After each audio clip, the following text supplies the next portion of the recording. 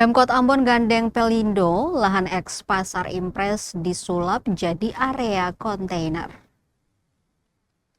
Pemerintah Kota Ambon menjalin kerjasama dengan PT Pelindo untuk pemanfaatan lahan eks Pasar Impres sebagai lokasi penumpukan peti kemas atau kontainer.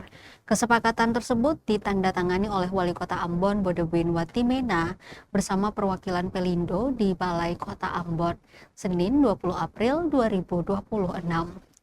Lahan yang sebelumnya tidak produktif itu akan dioptimalkan untuk mendukung aktivitas logistik, sekaligus meningkatkan pendapatan daerah.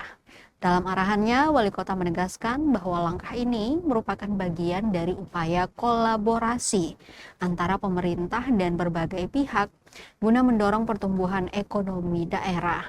Ia juga menekankan bahwa keterbatasan anggaran bukan menjadi penghalang dalam pembangunan.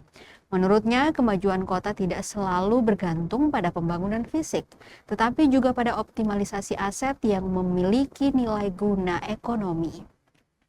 Pemanfaatan lahan eks Pasar Impres ini diharapkan menjadi langkah awal yang berkelanjutan dalam mempercepat pembangunan dan pertumbuhan ekonomi di Kota Ambon.